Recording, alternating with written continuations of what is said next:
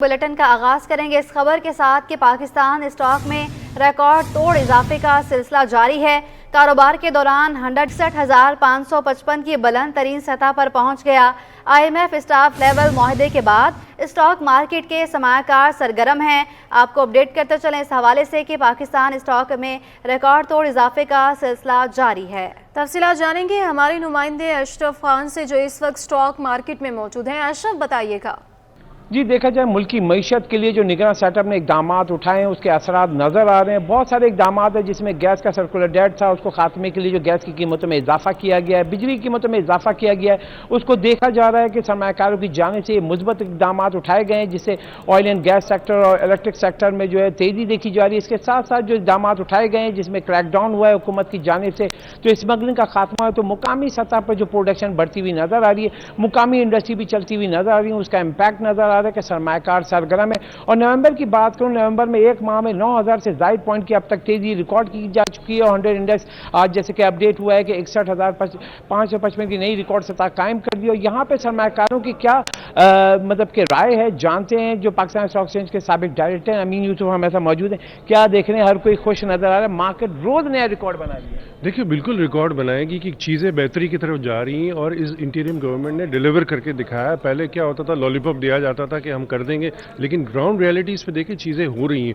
इतना बड़ा मुआहिदा आपका MOU जो है $25 अरब का कभी पास्ट में हुआ है, नहीं हुआ। कभी SIFC क्रिएट हुआ है, नहीं हुआ।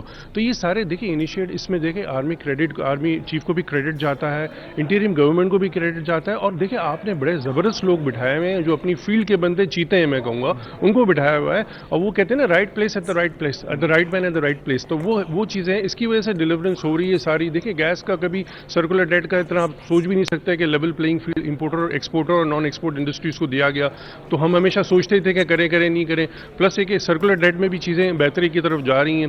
प्राइवेटाइजेशन का प्रोसेस करें, मैं तो कह रहा हूँ सारे जितने भी हैं ना, इनको अब बेच के ख़त्म करें। गवर्नमेंट का काम नहीं है इनको चलाना, इदारों को, ये प्राइवेट सेक्टर चलाए। इतने अच्छे बिजनेसमैन हमारे इंडस्ट्री में बैठे हुए हैं, बड़े बड़े ग्रुप्स बैठे हैं, उनको देना, उनको मौका दें कि वो चलाएं और ये खत्म करें सारा। अच्छा अमीन साहब, अगर देखा जाए एक महीने में 9,000 पॉइंट का इजाफा कभी हिस्ट्री में हुआ है? अभी क्या सूरत है? IMF स्टाफ लेवल जो मुआहिदा हुआ है उसके बाद देखा जा रहा है कि मार्केट रोज नया रिकॉर्ड बना है। थोड़ा सा आप करेक्शन कर लें, अक्टूबर 2 से मार्केट ने रैली बनाई है 46,000, 6,000 पॉइंट आपके है ना अक्टूबर में भी बढ़े हैं। और नवंबर में कह रहे तो 11,000 पॉइंट्स आपके बढ़ चुके हैं, 11 से भी ज़्यादा, बल्कि 46 से आप करें तो 15,000 पॉइंट्स मार्केट ने रैली की। अगर आप देखने की बात है कि 2 अक्टूबर से जो रैली चली है उसमें मुश्किल से 6 या 7 सेशंस जो है ना नेगेटिव थे और एक 333 का नेगेटिव था, बाकी सारे आप देखिए पॉजिटिव है।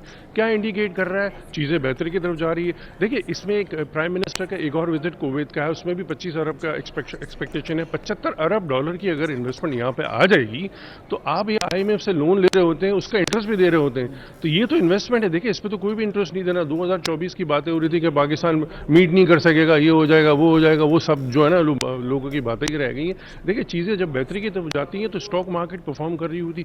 स्टॉक क्यों परफॉर्म कर रही है? लोग आके इन्वेस्टमेंट इसलिए कर रहे हैं, उनको चीज़ें बेहतर लग रही हैं। एक और चीज़ लोग मिसिंग कर रहे हैं, 22% पे मार्केट इतना अच्छा कंपनीज परफॉर्म कर रही हैं, 15% रेट हो गया तो आप खुद सोचें कितनी अर्निंग्स चली जाएंगी। जैसे कि IMF का स्टाफ लेवल जो आया था उसने जो देखा कि आगे चल के अगले 6 महीने में कहा है कि जनवरी से जून 2024 तक कह रहे हैं कि महंगाई की रफ्तार कम होगी और जो शरह सूद है 5 से 7% कम हो जाएगा। इसके क्या असरात होंगे? और यहाँ एक और सवाल करूँगा, जैसे कि आपने बताया हम IMF के पास जा रहे थे, तो ये निगरान सेटअप के साथ साथ आर्मी चीफ ने भी बड़ा इकदाम हुआ है और जो बाहर जाके इन्वेस्टमेंट प्लान ला रहे हैं ताकि वो ला के लेकर जो इन्वेस्टमेंट आएगी, एक तो लोन लेते हैं उसमें क्या फ़र्क है और इन्वेस्टमेंट क्या फ़र्क है, ये भी बताइए। सर लोन और इन्वेस्टमेंट ज़मीन आसमान का फ़र्क है। लोन तो आप किसी के अंडर झगड़े हुए होते हैं, बैंकर आपको बोल रहा होता है, बैंक से भी लोन लेते हैं कि भाई हमारी कंडीशंस को, उसकी कंडीशंस तो मीट करना पड़ता है। देखिए अगर आपके पास अभी आप लोन नहीं लिए होते तो आप IMF पे नहीं होते तो ये सारी कंडीशंस आपको मीट नहीं करनी पड़ती। देखिए बहुत डिफरेंस है। देखिए लोन तो आपको पे करना है, इन्वेस्टमेंट तो पे नहीं करनी है। वो इन्वेस्टमेंट देखिए FDI के थ्रू आती है ना, वो यहाँ रहती है। पोर्टफोलियो इन्वेस्टमेंट वापस चले जाती है क्योंकि वो पोर्टफोलियो जो फंड्स होते हैं, हेज फंड्स, जो पैसा लेके आते हैं, उनका मोटिव क्या होता है? पैसे पैसे बना के वो वापस निकल जाते हैं। तो ओबियसली ये बहुत अच्छा इनिशिएटिव है। देखिए हिस्ट्री में कभी ऐसी चीज़ें नहीं हुई। और देखिए एक और चीज़ आप देखें, एफडीआई जब आती है, लोग बाहर से इन्वेस्टमेंट लेके आते हैं तो उनको मसले होते हैं, इनके अप्रूवल्स नहीं होते। SIFC के थ्रू अगर आप इंडस्ट्री लगा रहे हैं तो 1 विंडो ऑपरेशन है, तो उसमें पता है कि पीछे लोग बैठे हुए हैं, क्रेडिबल लोग बैठे हुए हैं, ऊपर हैंकी पैंकी नहीं होगी।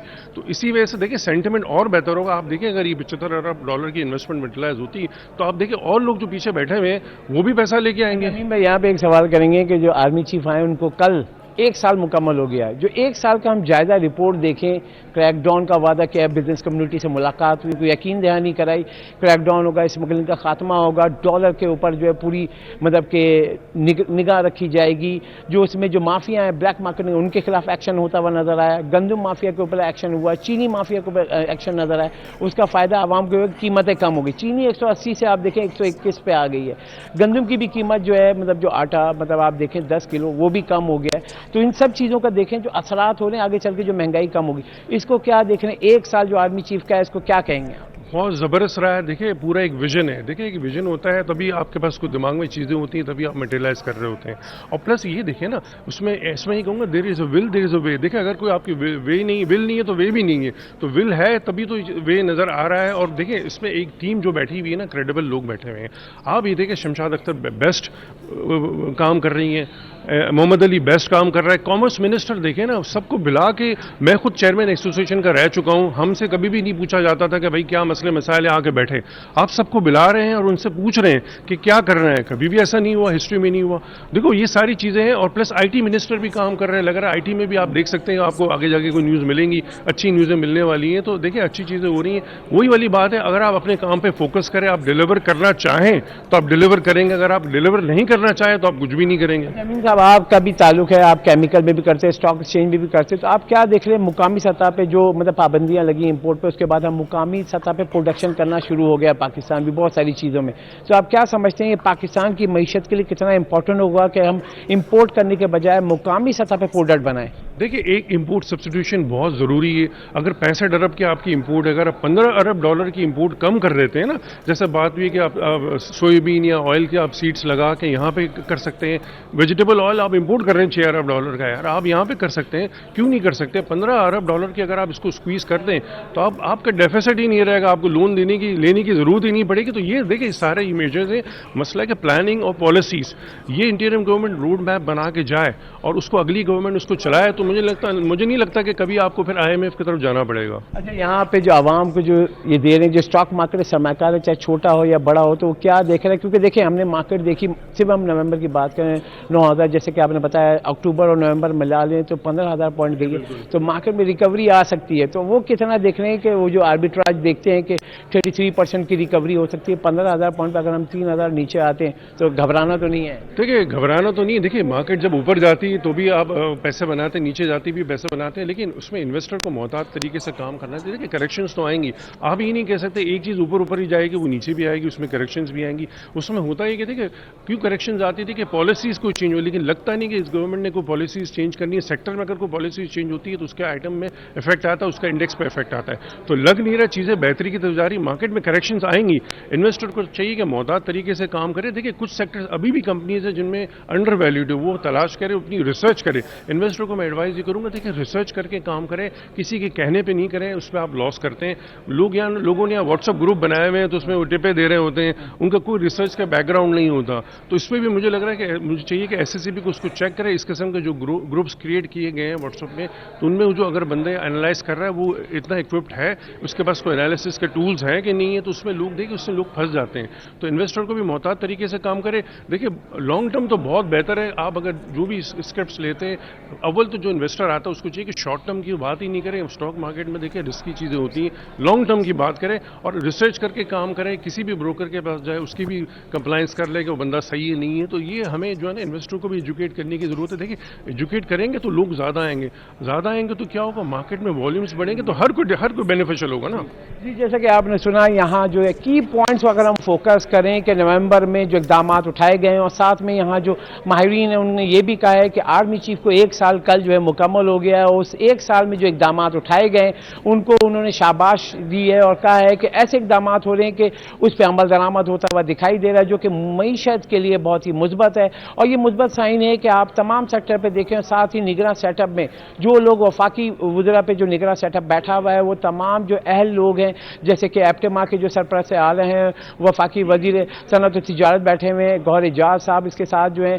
शमशाद अख्तर जो गवर्नर स्टेट बैंक रही हैं, उनके पास भी इकोनॉमी की सब कुछ उनके पास पता है उनको, और आके जो पाकिस्तान को जो ज़रूरत थी, अशद ज़रूरत थी, उसके ऊपर इकदाम उठा रहे हैं। उसी के असरात नज़र आ रहे हैं कि स्टॉक मार्केट जो है उसका रिस्पॉन्स दे रही है, सरमायाकार रिस्पॉन्स दे रहे हैं। और सबसे अहम बात जो आर्मी चीफ ने अहम पॉइंट उठाया है कि हम जैसे हम पैसे लेने जाते हैं तो इन्वेस्टर लेकर आ रहे हैं। एक मुआहिदा हो गया, दूसरा मुआहिदा जो है अब कुवैत के और सऊदी अरब से भी होगा, और कहा है कि $75 अरब की बड़ी इन्वेस्टमेंट आने जा रही है। इन्वेस्टमेंट का मतलब यह है कि यहाँ पे पैसा आके लगाएंगे, उससे सरमायाकारी होगी, रोजगार के मौके होंगे। यहाँ पे कर्जा लेने नहीं जा रहे, हम इन्वेस्टमेंट लेने जा रहे हैं। इन्वेस्टमेंट आएगी तो यहाँ जो सरमायाकारी होगी, इंडस्ट्री भी लगेगी, चीज़ें भी लगेंगी, लोगों को रोजगार भी मिलेगा।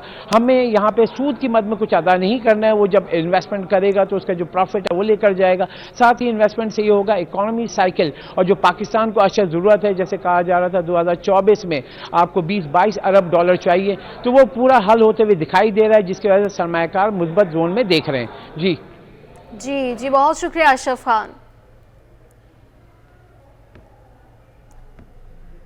Association of builders and developers ने स्टील मैन्युफैक्चरर से सरिये की कीमत में कमी करने का मुतालबा कर दिया। चेयरमैन आसिफ समसम ने कहा कि डॉलर सस्ता हुआ है, स्टील की कीमत 2,15,000 रुपये तक आनी चाहिए। मज़ीद तफसीलात जानेंगे काविश मेमन से।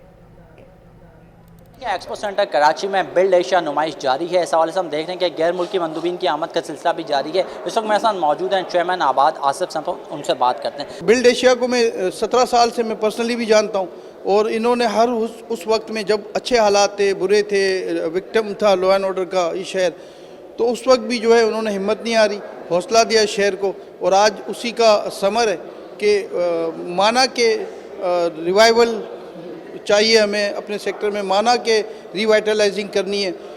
इसके बावजूद भी आज 75 से ज़्यादा मैंने अभी सुना कि गैर मुल्की स्टॉल्स यहाँ पे मौजूद हैं, और 12 से ज़्यादा मुल्कों के यहाँ स्टॉल्स मौजूद हैं। 550 के करीब अलाइड इंडस्ट्री जो कि बिल्कुल क्लोज हमारे सेक्टर से रिलेट करती है, वो अलाइड इंडस्ट्री जो कंस्ट्रक्शन इंडस्ट्री के साथ जुड़ी हुई है वो यहाँ मौजूद है। डॉलर जब बढ़ना शुरू हुआ तो जो इंपोर्ट रॉ मटेरियल होता है स्टील के अंदर या बाकी चीज़ों में, उन्होंने उसको मद्देनज़र रखते हुए अपनी प्राइसेस को एनहांस कर दिया। वो जो प्राइसेस कम हुई तो उसका इम्पेक्ट जो है ना वो बड़ा मुश्किल होता है कि हमारे लोगों को, एंड यूज़र को जो है ना वो पास किया जाए। हम कोशिश कर रहे हैं आबाद के प्लेटफॉर्म से, कुछ लोगों को हमने लूप में लिया है जो स्टील मैन्युफैक्चरर हैं, और आज अल्हम्दुलिल्लाह काफ़ी बेहतर हुई हैं प्राइसेस। जो पिछले जो डॉलर बढ़ते हुए वो प्राइसेस थी, जो अभी प्राइसेस है वो मैं आपको बता रहा हूँ कि 2,55,000 रुपये तक है, लेकिन हम समझते हैं कि ये 2,10-15,000 रुपये का होना चाहिए। उस पर हम मेहनत कर रहे हैं, उस पर हम वर्किंग कर रहे हैं। और जो चीज़ें जो कम हुई, जैसे मैंने कहा कि डॉलर के रेट कम हुए, तो लाजमी जब डॉलर का रेट कम होता है तो ड्यूटी जो रॉ मटेरियल पे वो भी कम हो जाती है। तो हमारी कोशिश है कि ये कार्टेलाइजेशन की तरफ ना जाए। बिल्ड एशिया नुमाइश को खुशाइन करार दिया। उस वक्त डॉलर की सूरत हाल जो ज़ाहिर है कि इम्पैक्ट पर है, कीमत कम हो रही है, तो उनका कहना है कि जो वाबस्ता अफराद हैं उनको खुशखबरी मिलनी चाहिए और सरिये की कीमत कम होनी। अब आपको बताएं कि सिंध बिल्डिंग कंट्रोल अथॉरिटी ने गैर कानूनी तामीरात करने वालों और उनका साथ देने वालों के खिलाफ FIR दर्ज करवाना शुरू कर दी। जिला सरकी में गैर कानूनी तामीरात करने वालों के खिलाफ FIR दर्ज, बिल्डिंग कंट्रोल के अफसरान पुलिस से कानूनी कार्रवाई का मुतालबा कर दिया। इस पर मजीद तफसीलात जानेंगे हमारे नुमाइंदे जुनैद जावेद से। जुनैद, बताइएगा। देखिए कि सिंध बिल्डिंग कंट्रोल अथॉरिटी ने जो है वो अब गैर कानूनी तामीरात करने वालों के खिलाफ डंडा उठा लिया है। शहर भर में गैर कानूनी तामीरात करने वालों के खिलाफ जो है कार्रवाइयाँ शुरू की जा रही है, जिसमें अब FIR दर्ज करवाई जा रही है। बिल्डिंग कंट्रोल के अफसरान ने जो है वो गैर कानूनी तामीरात में मुलव्विस लोगों के खिलाफ और उनके साथ देने वालों के खिलाफ जो है वो अब थानों में रुजू करना शुरू कर दिया है। SPCA के जो जिला शर्की के असिस्टेंट डायरेक्टर हैं जमीर अयूब खान, उन्होंने अपनी मुद्दत में जो है वो मुकदमा दर्ज करवाया है, जबकि मुकदमे में बताया गया है कि गैर कानूनी तामीरात जो है वो 4थी फ्लोर की जा रही थी, जबकि SPCA यानी सिंध बिल्डिंग कंट्रोल अथॉरिटी की जानिब से जो है वो ग्राउंड +3 तामीर करने की जो है वो परमिशन दी गई थी। गार्डन ईस्ट का ये प्लॉट नंबर 427 है, 427 है, जिस पर गैर कानूनी तामीरात की जा रही थी, जबकि इस प्लॉट का अगर रकबा देखा जाए तो टोटल 995 गज का जो है ये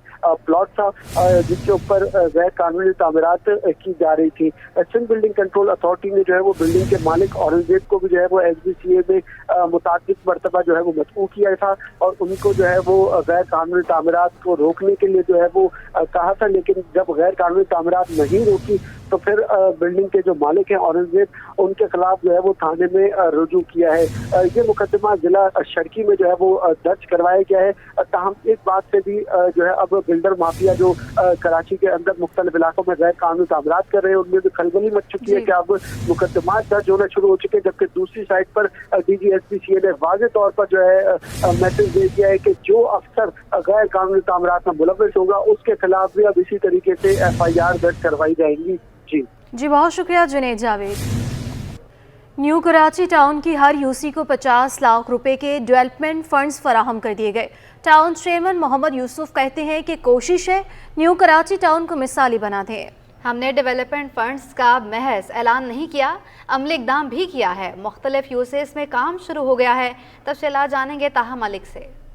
जी बिल्कुल, देखें शहर कराची में बलदियाती निज़ाम आने के बाद जो है वो शहर की सूरत हाल तो वो तब्दील होना शुरू हो गई है। इस वक्त हमारे साथ न्यू कराची के टाउन चेयरमैन मौजूद हैं, जिन्होंने ये ऐलान किया है कि उनकी हर यूसी में 50 लाख रुपए की जो है वो डेवलपमेंट होने जा रही है। इसके हवाले से मज़ीद गुफ्तगू करते हैं कि क्या डेवलपमेंट है। यूसुफ भाई मुझे बताइएगा कि इस डेवलपमेंट का जो मकसद है वो क्या है और इस डेवलपमेंट की मज़ीद डिटेल क्या है, तफसीलात क्या है, क्या क्या प्रोजेक्ट्स हैं? बिस्मिल्लाहिर्रहमानिर्रहीम। देखें इस वक्त जो नई कराची के अंदर सबसे बड़ा मसला है वो सीवरेज का है। इसी तरह पानी के लीकेज का बहुत बड़ा मसला है। अंदरूनी सड़कें जो है टूट फूट का शिकार हैं। तो इसलिए हमने इन 3 चीज़ों को और प्लस ये कि स्ट्रीट लाइट, ये 4 चीज़ें इस वक्त हमारे फोकस में हैं। हमने हर यूनियन काउंसिल से 50 लाख का फ़ंड उसके लिए मुख्तस किया है और हम कोशिश कर रहे हैं कि अगले 1 महीने के अंदर हमारे ये तमाम काम जो हैं 50 लाख के एक यूनियन काउंसिल में काम हो जाएँ।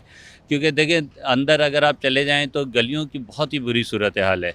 इस वक्त कोई 80 जगह हैं हमारे पास, 80, और 80 में से अगर मैं मोहतात अंदाज में कहूँ कि 5 से 6 पार्क ऐसे हैं कि जो डेवलप हैं, जहाँ पे आवाम जा सकते हैं, बाकी तमाम बर्बाद हैं, कचरा कुंडियाँ बने हुए हैं। न्यू कराची में जो है वो पानी का मसला जो है वो काफ़ी ज़्यादा अहम है। बेशतर यूसीज़ में हमने देखा है कि पानी जो है वो सालों से यहाँ नहीं आ रहा, तो इस डेवलपमेंट के अंदर वो उसको भी रखा है आपने? जी बिल्कुल, जैसा कि मैंने आपसे अर्ज़ किया कि हमने एक तकसीम इस तरह से बनाई है कामों की कि कम से कम हर यूनियन काउंसिल को ये गाइड किया है कि आप 10 लाख रुपए सीवरेज और पानी के लिए रखें। बाज़ जगह वो हैं कि जहाँ छोटा सा लूप मिलाना है और उसकी वजह से सैकड़ों घरों को पानी मिल जाएगा। तो इन तमाम चीज़ों को इस 1 महीने के अंदर अपना कम से कम 8 करोड़ के फ़ंड इस्तेमाल करके इन चीज़ों को इंशाअल्लाहुल अज़ीज़ बेहतर करेंगे। Town chairman UC new Karachi हमारे साथ मौजूद थे, जिनका ये कहना था कि तकरीबन 1 महीने के अंदर जो है ये 8 करोड़ का फंड जो है वो मुख्तस किया गया, जिसके अंदर 50 लाख रुपए जो है हर यूसी के लिए रखे गए हैं, जिसमें मरहला वाइज तमाम डेवलपमेंट के जो काम है उनका आगाज़ भी किया जाएगा और मुकम्मल तौर पर कम्प्लीट किया जाएगा। कराची में गैर कानूनी मुकीम अफगानियों के खिलाफ क्रैकडाउन। सोहराब गोड पर कायम तमाम लारी अड्डे गैर कानूनी करार। अफगानियों के कायम किए गए लारी अड्डे ख़त्म किए जाएंगे। चीफ सेक्रेटरी सिंध की ज़ेरे सदारत इजलास में बड़े फैसले। सिर्फ कराची बस टर्मिनल पर मुसाफिर गाड़ियाँ खड़ी करने की इजाज़त होगी। इस हवाले से मज़ीद तफसीलात जानेंगे हमारे नुमाइंदे आज़ाद नूहरियो से। आज़ाद बताइएगा। जी बिल्कुल, कराची में मुकीम गैर कानूनी अफगानियों के खिलाफ सिंध की अफसरशाही ने बड़ा जो है क्रैकडाउन शुरू करने का फैसला कर लिया है। इस हवाले से चीफ सेक्रेटरी सिंध फ़खर आलम इरफान की ज़ेर सदारत एक अहम इजलास हुआ है, जिसमें सेक्रेटरी बल्दियात, कमिश्नर कराची, FW के हुकाम, NHI नेशनल हाईवे अथॉरिटी के हुकाम और एडिशनल आईजी कराची समेत दीगर ने शिरकत की। इस इजलास में तफसील तौर पर खासतौर पर जो अफगानी बस्ती है उस पर और अफगानी जो हवाई अड्डे हैं उनके हवाले से मुशावरत की गई। मुशावरत के बाद फैसला किया गया कि पूरी तौर पर कराची मुकीम जो गैर कानूनी अफवानी उनके खिलाफ क्रैकडाउन शुरू किया जाए। ये मुश्तरक क्रैकडाउन किया जाएगा जिसमें शहरी इंतजामिया, पुलिस, रेंजर्स, पाक अफवाज और जो दीगर हुक्म जो इसमें शामिल होंगे, जिसके तहत इब्तदाई तौर पर अफगानी बस्ती जो उसको ख़त्म किया जाएगा। उसके बाद जो आलाज़म स्क्वायर सोराब गोड पर जो लारी के अड्डे गैर कानूनी उनको ख़त्म करके सिर्फ गाड़ियाँ जो है मुसाफिर गाड़ियाँ उनको बस टर्मिनल जो कराची यहाँ सोराब गोड पर वाकई है वहाँ पर खड़ी करने की इजाज़त दी जाएगी। इसके अलावा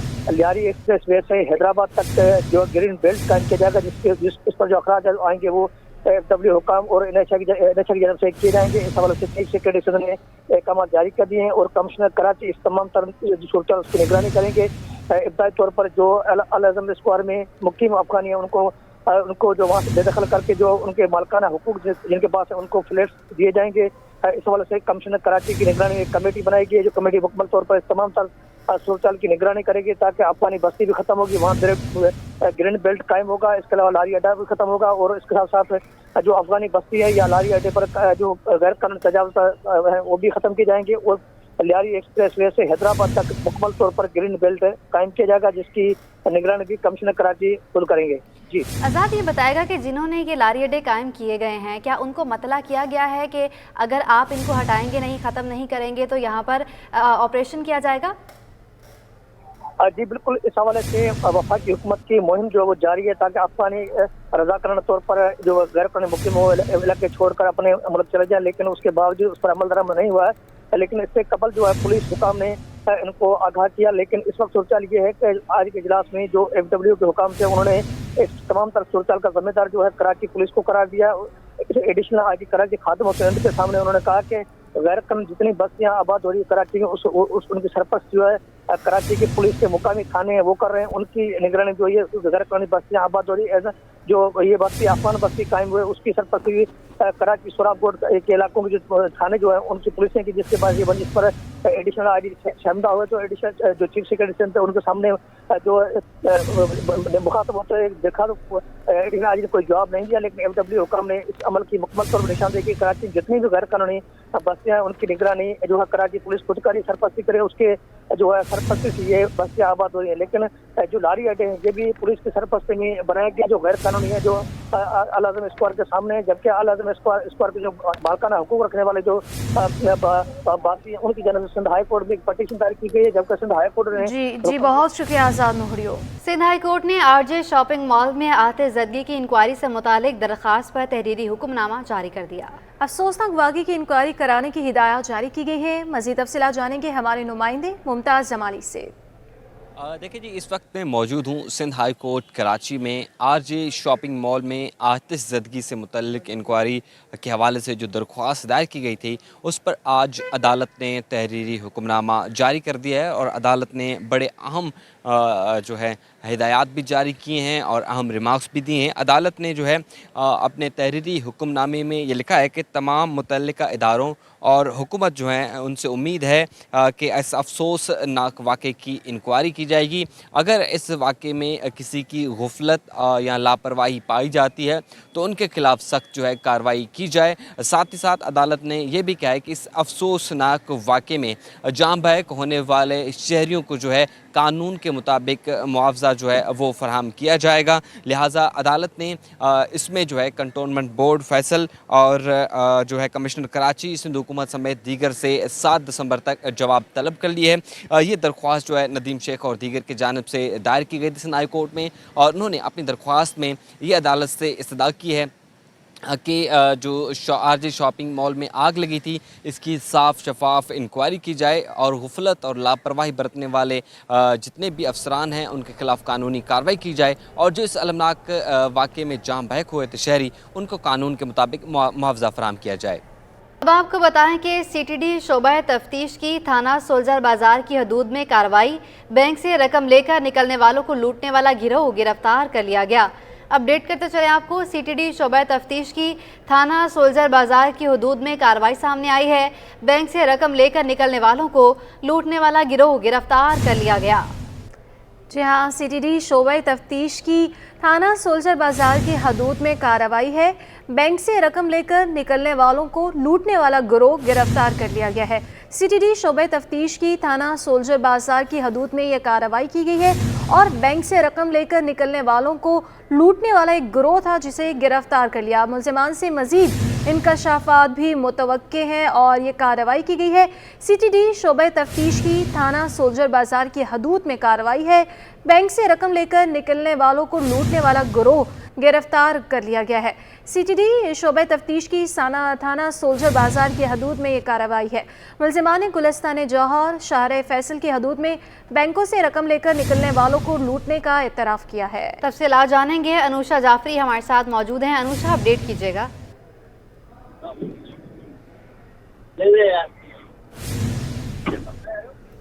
अनुषा जाफरी हमारे साथ मौजूद होंगी, हमें अपडेट करेंगी। अभी आपको बताते चलें कि CTD शोबा तफ्तीश की थाना सोल्जर बाजार की हदूद में कार्रवाई सामने आई है। बैंक से रकम लेकर निकलने वालों को लूटने वाला गिरोह गिरफ्तार कर लिया गया है। अनुषा जाफरी एक बार फिर हमारे साथ मौजूद हैं। अनुषा, बताइएगा इस हवाले से। बिल्कुल, CTD शोबा तफ्तीश है। बैंक से रकम लेकर निकलने वाले लूटने वाले जो गिरोह था उसको गिरफ्तार कर लिया है। CTD चौधरी सफदर के मुताबिक कहा यह जा रहा है कि थाना सोल्जर बाजार की हदूद में जो है ये कार्रवाई की गई है, जबकि ये जो है वो तीसरी बड़ी कार्रवाई है शोबा तफ्तीश CTD की, इसके अंदर मुल्जिमान पकड़े गए हैं। जबकि दौरान इंट्रोगेशन मुल्जिमान ने इंकशाफ किया है कि थाना सरजानी टाउन, गुलशन इकबाल, फिरोजाबाद, अजीजाबाद, जौहराबाद, अजमेर, नगरी, सर सैयद, गुलिस्तान जौहर, शार फैसल की हदूद से जो बैंकों से रकम लेकर निकलने वाले अफराद को जो है वो जी बहुत शुक्रिया अनुषा जाफरी।